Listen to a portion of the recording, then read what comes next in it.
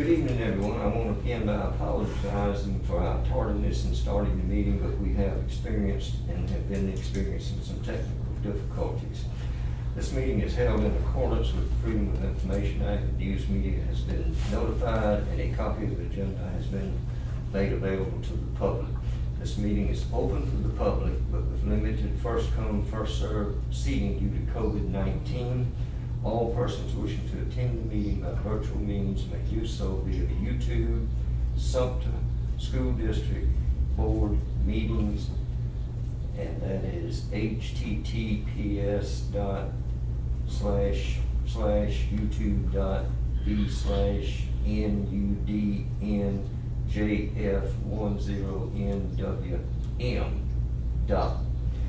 At this time, we'll have our meditative thought followed by our Pledge of Allegiance.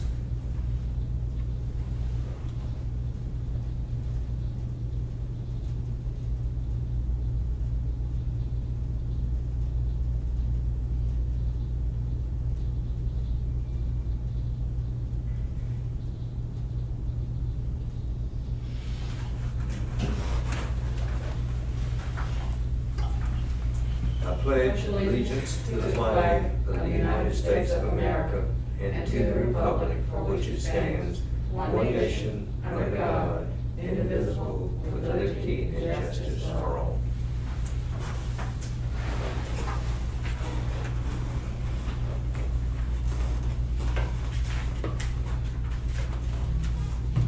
The mission of Sumter School District is to equip students to be responsible, successful, and productive citizens in a global society. Our vision, Sumter School District develops and cultivates competitive students who embrace diversity, act responsibly, and contribute positively to society.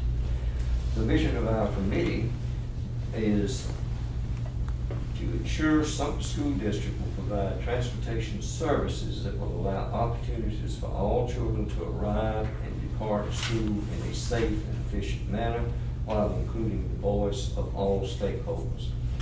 The vision of our Transportation Study Ad Hoc Committee is to ensure all students enrolled in Sumter School District will be provided with transportation that is safe and sufficient while supporting staff with growth opportunities to achieve the mission set forth by the Ad Hoc Committee. Committee members are myself, J. Frank Baker, as chairman of the committee. Also, we have trustees Brian Austin, Matthew McLeod, and Cheryl P. Ray. Our subcommittee members are Anita Hunt, Beverly Collier, Denise Jones, Jason Johnson, Louis Tisdale, Teresa Sullivan, Valencia Gray Williams, and Alicia Case Rodriguez. Our staff members are Dr.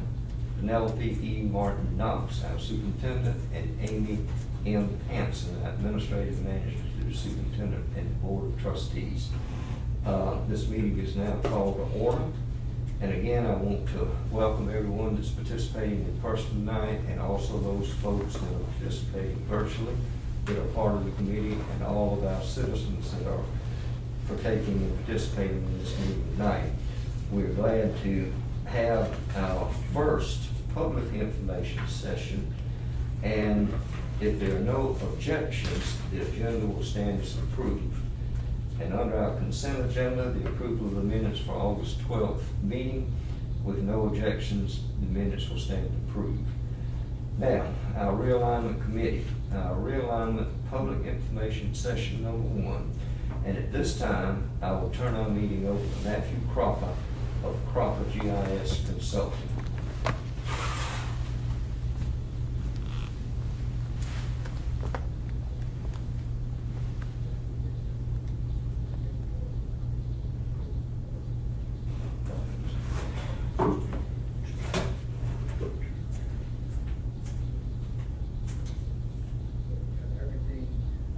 Set up now and ready.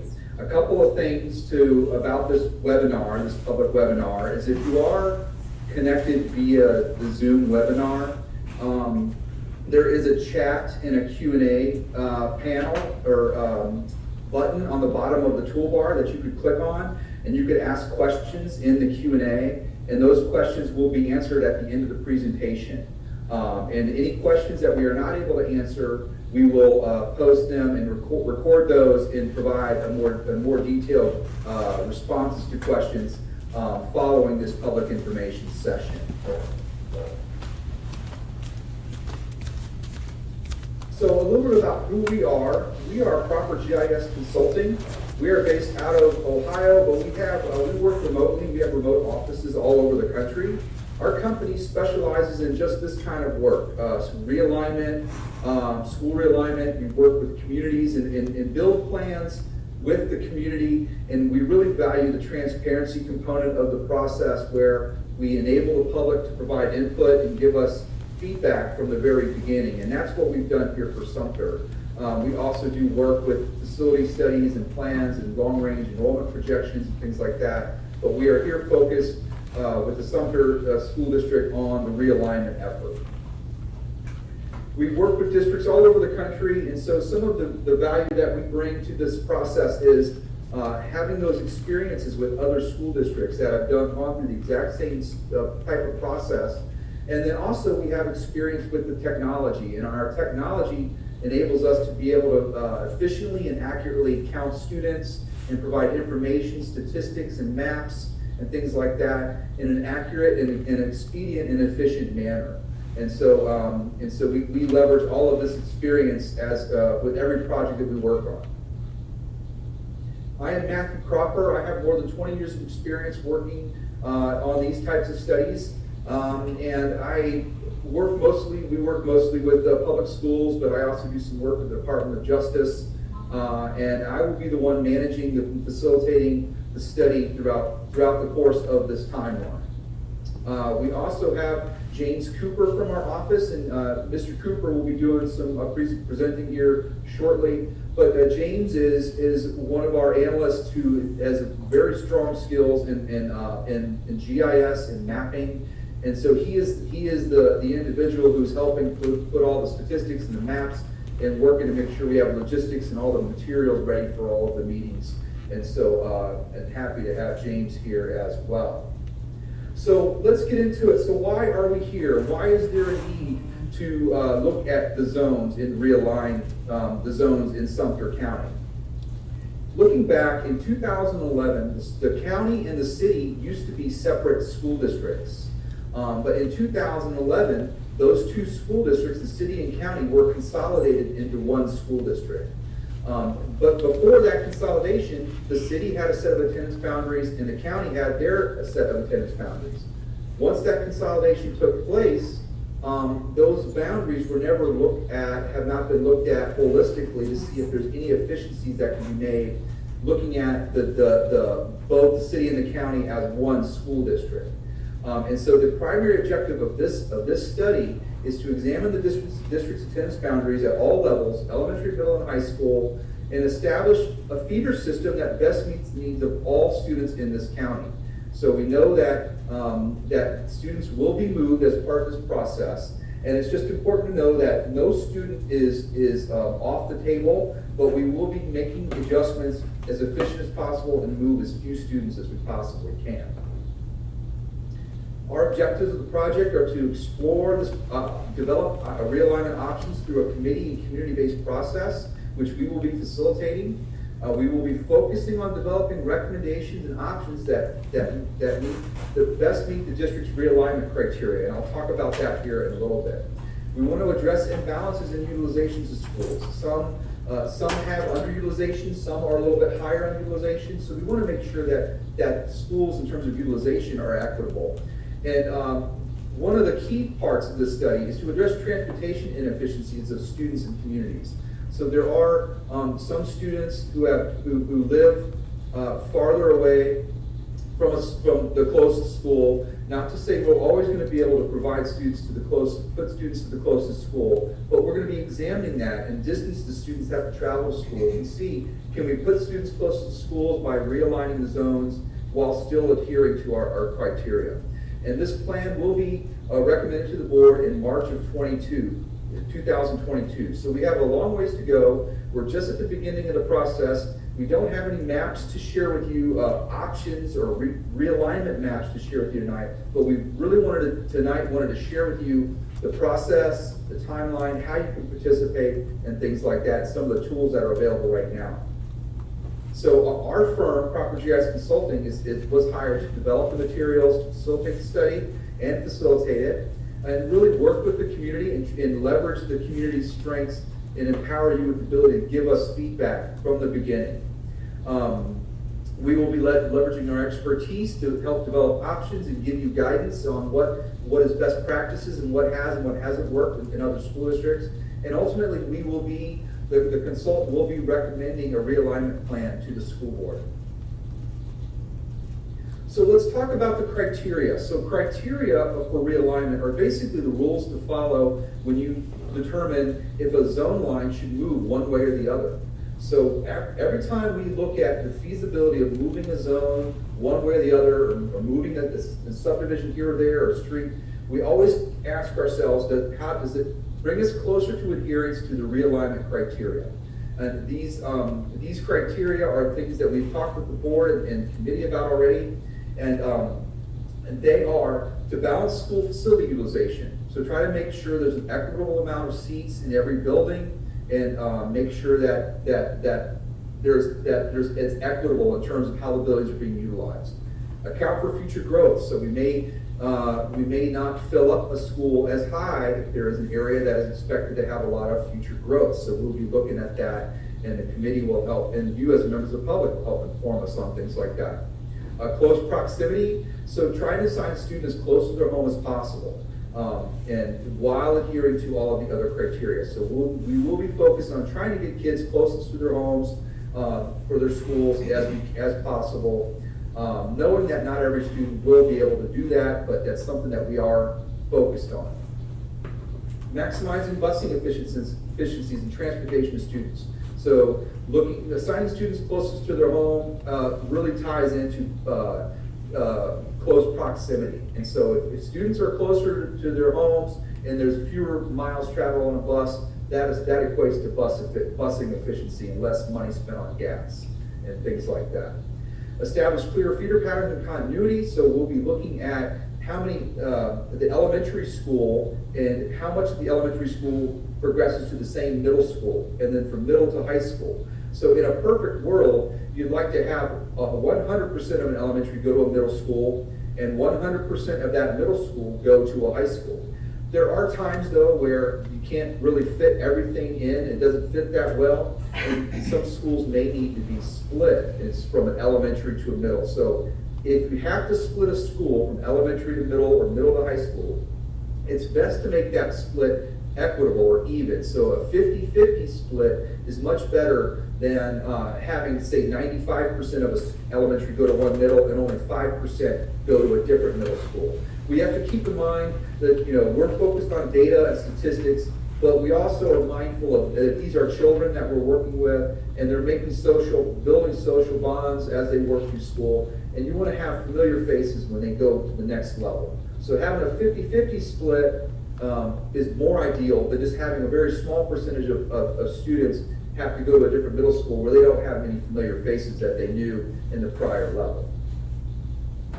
Allow for highest grade at current school to legacy enroll. So this is another provision that the board is offering to parents who may be impacted if their student is coming to the last year. So in that final year when the realignment takes place, if your student is in 5th, 8th, or 12th grade, they will have the option to stay at their school, but they do need to have their own transportation provided in order to do that.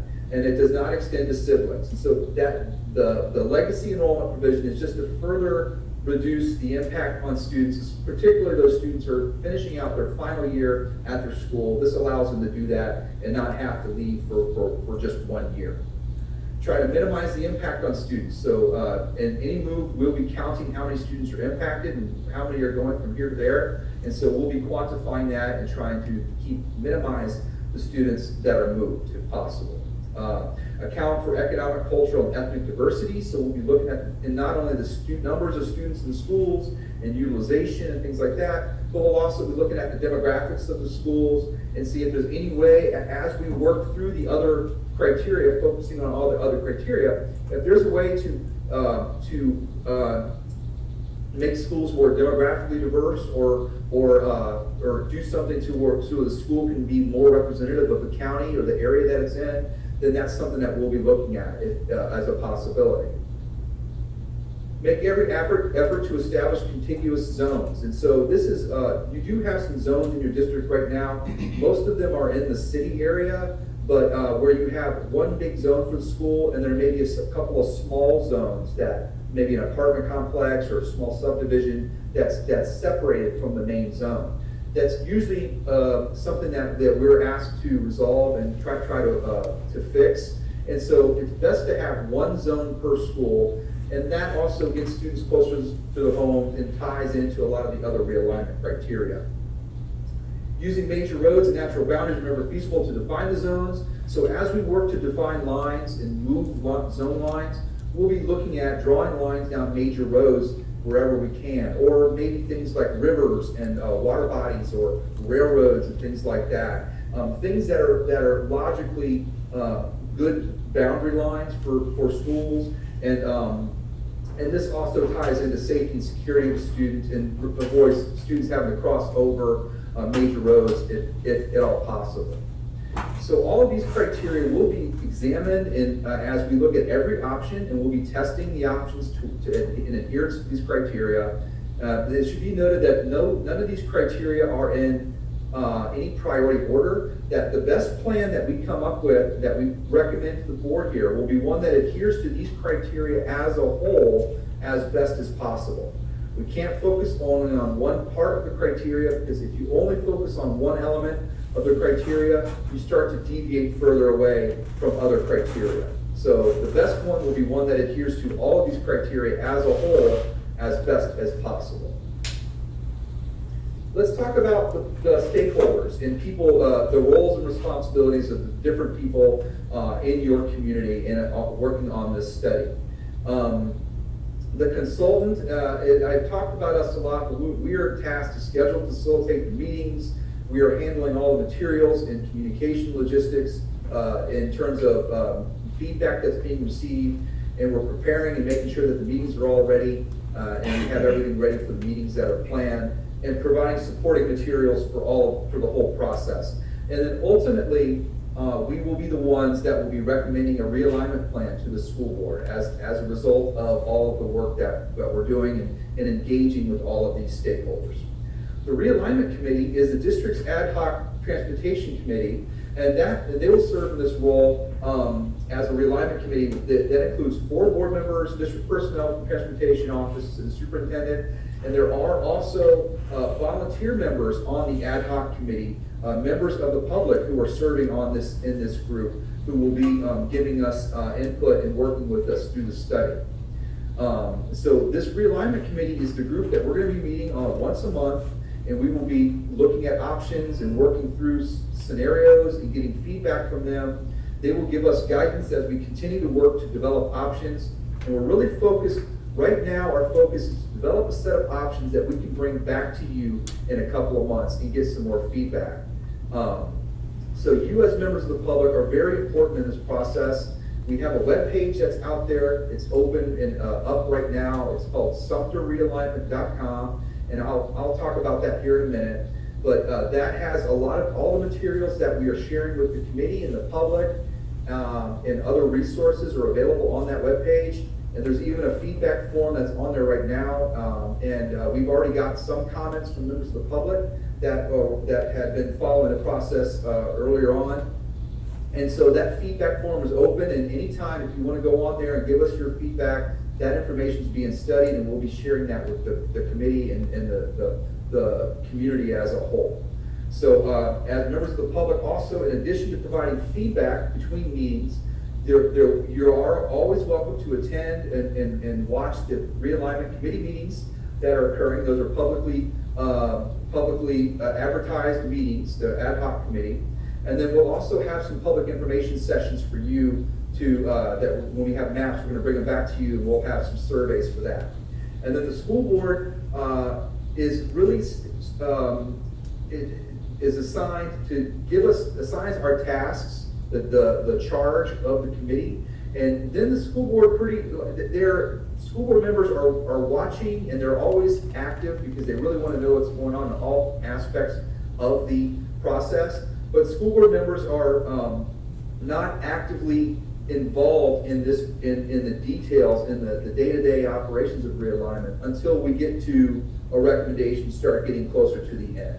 And so the school board will ultimately vote and approve a realignment plan, and everything that we're talking about from now all the way to March of next year, everything is going to be draft, and nothing is final until it is approved by the board. And so everything that we're doing, we're putting concepts together, and we'll ultimately put a recommendation together, but nothing will be final until it is approved by the board. So just keep that in mind as we continue our work and eventually start showing maps. And if the community is moved and things like that, you know, you have the opportunity to provide input, and we will listen.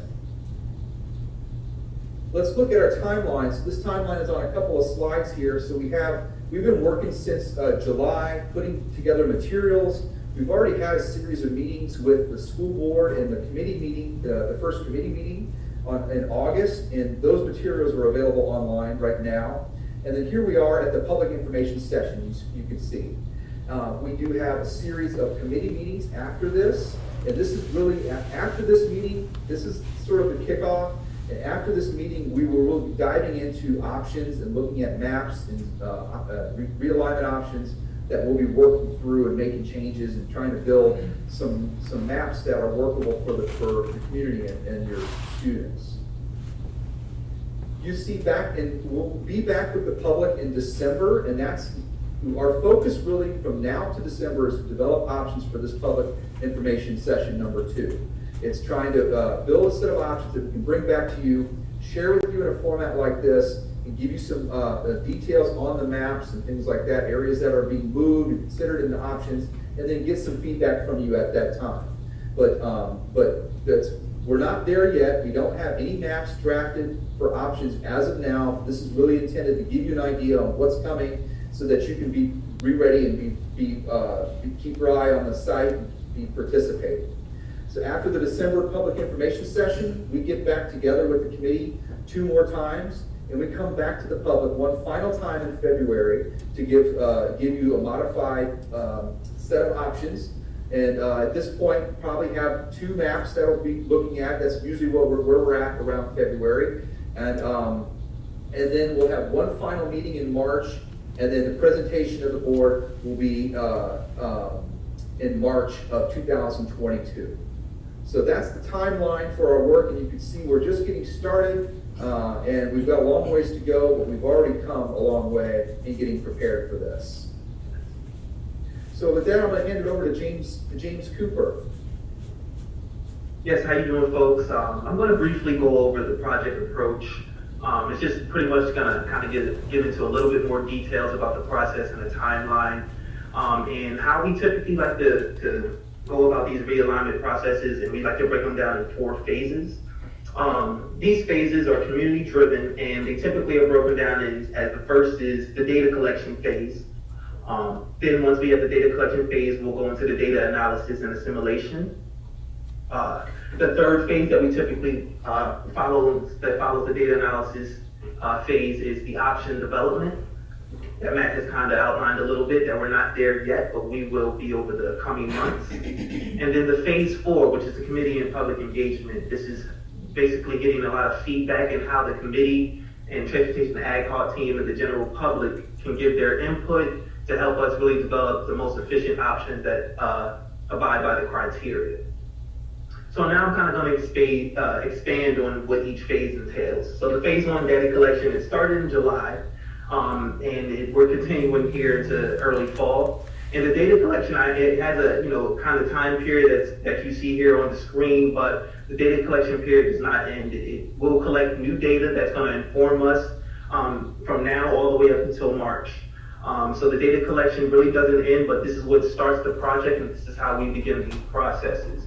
It started with the Sumter School District providing us official enrollment counts by grade. So they give us a good spreadsheet of all the students that are in their district. their grade, and also where they live, their addresses. We take that data and we geocode it, which is we use data that we received from Sumter County, South Carolina GIS, the county government, which they give us address data, parcels, different subdivision boundaries, so we can understand where the neighborhoods are located throughout the county, and existing and potentially planned developments for the future, so we can kind of be informed on areas that we might expect to grow over the coming years.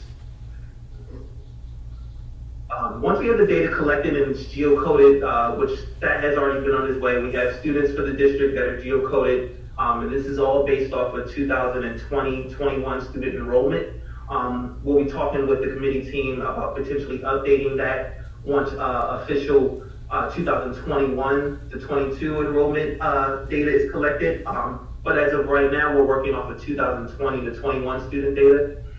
And once we have that data collected and assimilated, this is where we start to build the planning blocks. The planning blocks are pretty much the backbone of how we build options. Planning blocks are pretty much the puzzle pieces where we break down the district into small communities so that we can understand how moving a certain area will impact that particular community. How many students live in that area?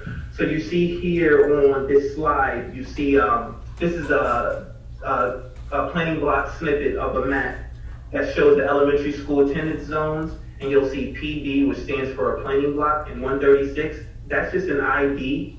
The top number is an ID, so it gives you an ID. Each planning block has its own unique ID, so we're very informed on not duplicating areas or unintentionally moving an area that we didn't want to. And then the bottom number is the total number of live-in students. So when you're looking at an elementary planning block map or option development map for elementary zones, the live-in, that bottom number that you see there outlined in purple, that's how many kindergarten through 5th grade students live within that area.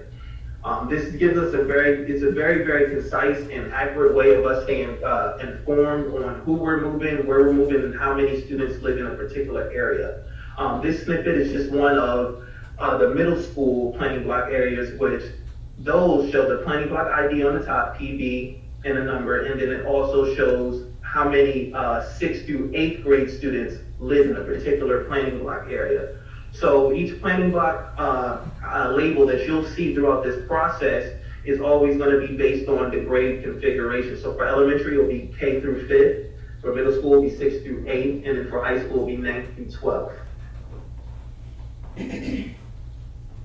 Another part of the data analysis and assimilation is developing the background report. This has been developed and shared with the committee and the general public, and you can find that on the Sumter Realignment website. But the background report its purpose is to expand the knowledge of each committee member and general public. It helps the members share a message that's consistent and accurate. So we want everybody to be on the same page and understanding where the utilization and where the enrollment is throughout the district for all students. So that we're all working off the same data and we're able to move forward and develop options on an accurate basis. The background report has a few sections to it. It kind of outlines the key objectives, which Matt went over at the beginning of this presentation. Pretty much why we're here, what we're here for. Sumter City School District and Sumter County School District consolidated into one in 2011. And there's some attendance boundaries that have yet to be manipulated since then. The background report also goes into the realignment criteria. This is something that you're going to see very, very often throughout this process, because it's the rules that we want to follow. We want everybody to follow, from the committee to the general public and all stakeholders involved, to kind of follow the same rule book so that we're all making the same exact impact. The background also outlines it also outlines the stakeholders and responsibilities in case you ever want to know who's involved, what they're doing, and why. The background report gives you information on that. The timeline's there, and then there's a few appendices in there that I'm gonna kind of outline here moving forward. The Appendix A would be the Livington analysis, which I'm gonna go over here the next slide. We have maps, and then we also have an Appendix C, which is the enrollment and utilization tables. So this here is in a Livington matrix. These are one of the main tables and data that we like to collect and assimilate in the beginning processes of this of any realignment job. The table has a lot of data, but it really organizes it in a very well and easy to understand format. You'll see there, I kind of outlined some boxes. Starting with the top one, you'll see that those are the zones, the attendance boundaries for middle school students along the top row. And that number below them is the total number of 6th through 8th grade students that live in that zone. Regardless of what school they attend, those are the kids, those are how many 6th through 8th grade students live in that zone. You'll also see to the right of the zones there's an out of district number. That's any student that was geocoded to an address that happens to be outside of Sumter School District. There are many reasons why a student may attend within Sumter School District but live without, but we also want to be cognizant of that number of students, because that number rolls into our potential estimated enrollment when it comes to option developments.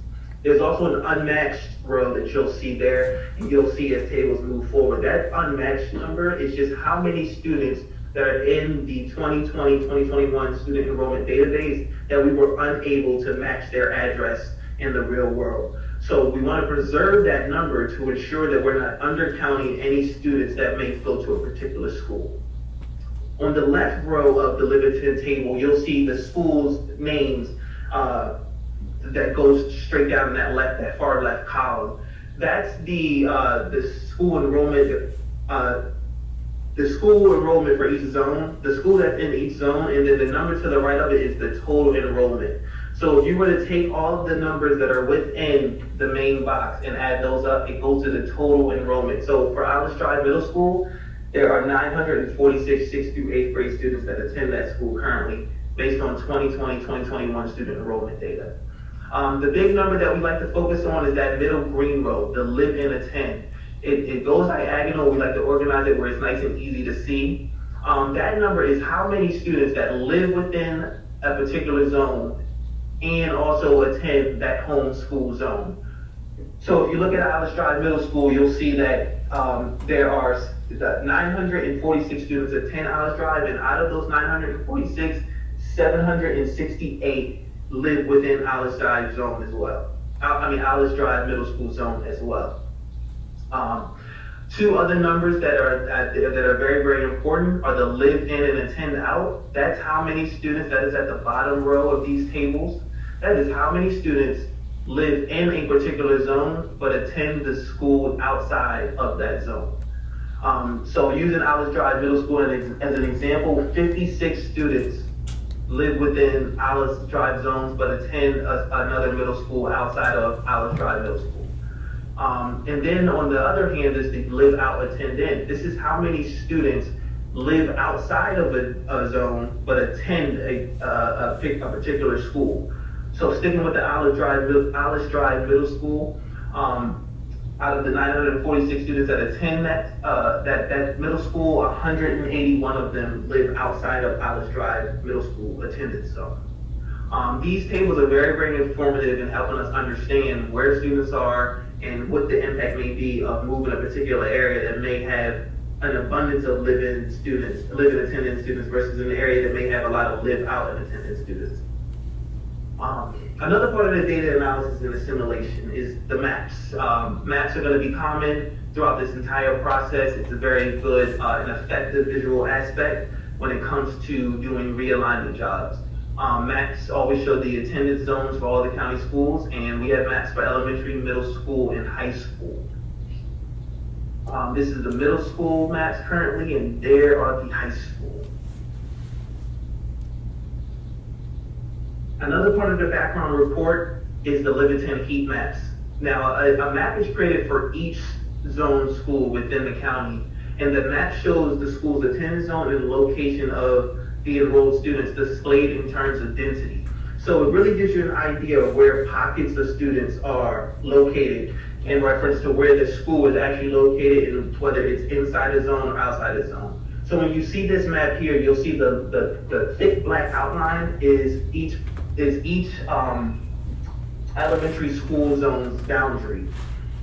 You'll see a big red in this particular one, we're using an example of Aldershot Elementary School, and you'll see a big red blob there that is particularly surrounding Aldershot Elementary School. That's just referencing that potentially approximately 91 to 127 students that attend Aldershot Elementary School are within that red area. It really gives you an idea of how densely populated a particular school's population is and where that is in reference to the actual school boundary.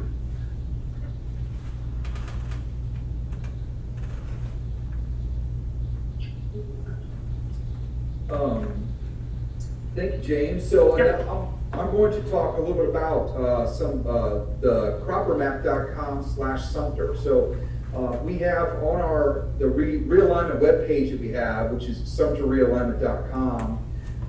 There is an online map here that you can see, and this is really something that is an interactive map that we find very useful, especially when you're talking about moving zone lines at all three levels. It can get really complex and trying to understand how you may be affected.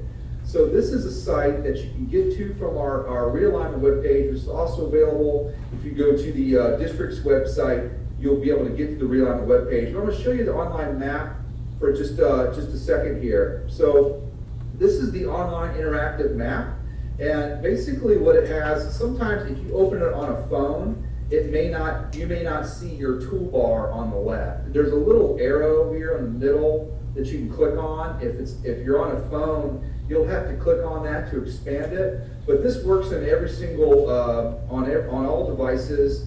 There is a little option here you can even click on. If you're on a phone, you can track your location, and it'll show you exactly where you are in the district as it relates to the maps.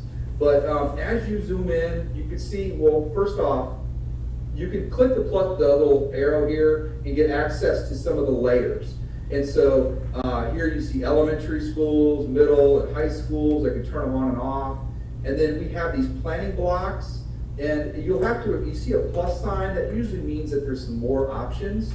And so this gives you the planning block data, and you can turn on and off planning blocks. And you can also turn on labels if you wanted to. So you wanted to see how many K through 5th graders live in the planning blocks. You can turn that on, and it spins for a second, but eventually the labels do show up.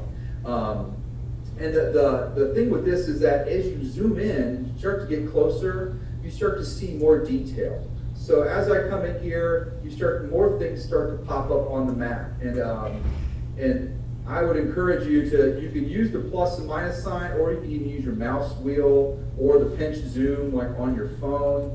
But as you come in closer, you start to see things like property lines, and you can see where the parcels are and how the properties are different property lines are shaped and things like that. And this will really help you understand how the zones are shaped. And then when we start getting into options, you'll be able to go over here and you'll be able to turn on elementary option 1 current, elementary option 1 option 2, or whatever it may be. And you can start to really interface with this. And then there'll also be some utilities in here. You can type in an address, and it tells you where you go currently. And there will be some utilities that we build that if you click on the map, it'll start telling you if you were or were not impacted with any particular option. But for now, the searches, when you click on anything, it's just showing you where you're currently zoned for in the particular areas. And then the planning blocks are really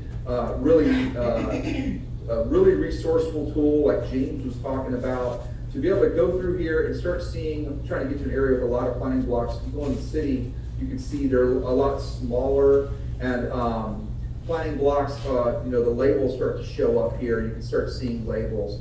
You can also turn on the different base maps. So there's a satellite, and then there's a hybrid. I like the hybrid map because it shows the road labels a lot more. But anyways, keep an eye on this interactive map. Come back here to look for options when options start to come out. And this will be a really good way for you to see and understand. We'll also be developing hard copy maps as well to help those who don't like to have the online map option.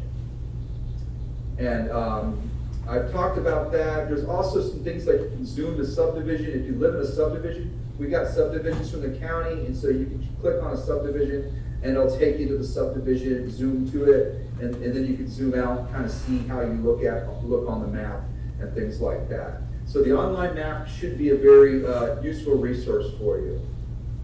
The third phase that James, of the 4 phases James is talking about is options development. And so we will be using our expertise and the data and information that we have gathered to develop a series of baseline options. So these options are we're going to share these with the committee at the second meeting, and they will be draft. They will be subject to change. I wouldn't be alarmed if you see maps. I wouldn't expect a map in the very first meeting to carry through without any changes all the way to the end. Very common that the first round of maps, sometimes they get thrown out, sometimes they get modified, or sometimes we build new ones from scratch. And so, so just as the options start to come out, we're gonna build some for starters to really to kind of look at a comprehensive look at the district and doing an efficient type of model, and then we'll be working with you guys, members of the public and the committee, to start making changes to maps, getting what do you like, what don't you like about the maps, and see if that can drive a change to the maps. So the options development is a critical part that will be going on starting in meeting 2 all the way to the end. We'll be working through options. And the 4th phase is the committee and public engagement, and this really is the most important factor of this process. Is just making sure that you as members of the public have the ability to follow what's going on. You can see what's being done, and there's nothing being done behind closed doors here. We don't have anything to hide. It's a strength to have you be in the room or being able to see the materials that we're working on and give us that feedback. It's important to note that all the feedback that you provide is very important. But just because we get feedback from a community or one individual, it may not drive a map change. We will only make changes to the maps if the feedback brings us closer to adhering to that criteria. And so it's been happened before where we'll have a neighborhood of 100 people who all want to go to this other school or wherever it may be, and that doesn't drive a map change. And sometimes we'll get one person who will give us a comment that says maybe you cut a home off at the end of the street, and if you kept that home in this zone, you would have all the houses along the street. And a comment like that may, one person may drive a map change, where one from 100 may not, because we're focused on those criteria. Now, if 100 people are making comments that helps us bring closer to adherence, by all means, we're trying to do what's best and make people happy if we can. But we have to stay focused on those criteria and in our objectives. Committee's going to be meeting August all the way through March, and we have the meetings will be posted online. You can look for the ad hoc meetings, and then we'll be sharing work of the committee at upcoming public information sessions. And I should say that we also have the feedback forms and things like that for you to give us feedback right away if you'd like. So I've talked about it several times. It's SumterRealignment.com, and that's the online feedback form is there. So I'm going to go over to here. This is SumterRealignment.com. Right now we have this big notification for people to join the webinar that's we're doing right now if they happen to go here to find it. But this page will give you all kinds of information. You see the timeline, you have the objectives, and then if you scroll down, you'll see other useful resources. So we've got the feedback form here, we've got the online map that I just shared with you, and we have hard copy maps that in case you'd like to see the hard copy maps, and then all the materials from the different meetings will be posted here. So we already have meetings. We met with the board on the 19th, we met with the committee on the 12th, and this is our first public info session. All of these are available here, and we'll put a recording of this presentation as well on the public info session page.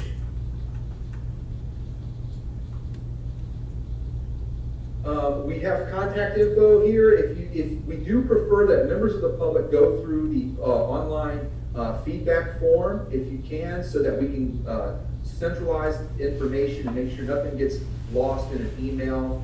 But here is our contact info. If you do need to contact us or want to reach out to us, you can do so. Myself, Matt Cropper, or Amy Hansen with the school district are the contacts if you want to reach out. But I do encourage you to keep your comments through the general feedback form so that we can make sure that nothing gets lost and everybody can benefit from your input.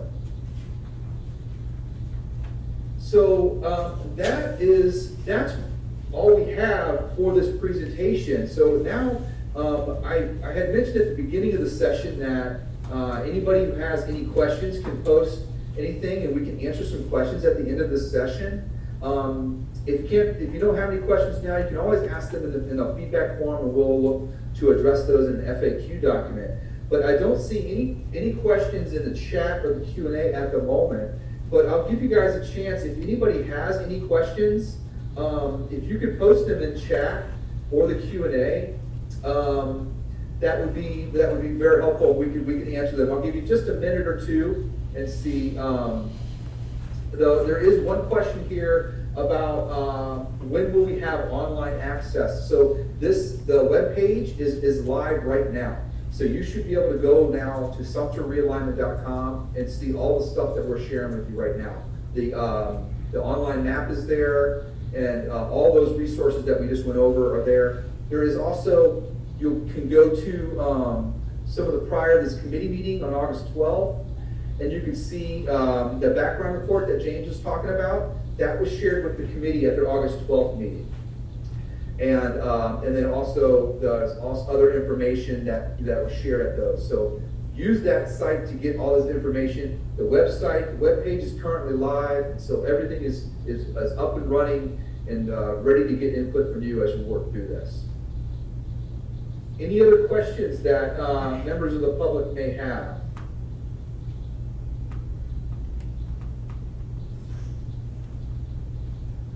Is there anything that any member of the panel wants to have anything that they want to comment on or say anything before we adjourn?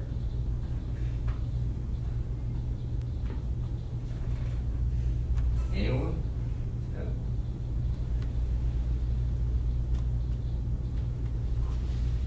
Looks like we're good, Mr. Cropper. Well, with that said, I think the silence means that there is nothing else to cover. So we really appreciate. I speak on behalf of the district and also us as consultants. We appreciate you guys being here and being a part of this. And we do encourage you to follow and participate. Give us your input, and we will be listening. And we really look forward to working with you on this. And so just stay tuned, and we'll be back in December with another public info session to share the maps. And please come to the committee meetings. And but if you can't make them, you'll see the materials posted online. And thanks again for your help. And you guys all have a good night. Thank you.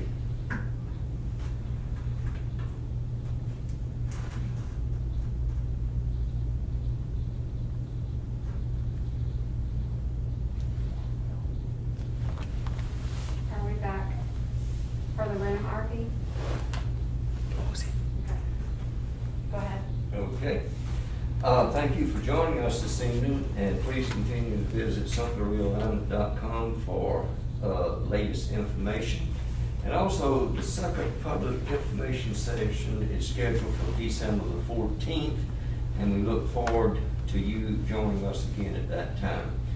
And at this time, there being no further business, this meeting is adjourned. 7:09. 7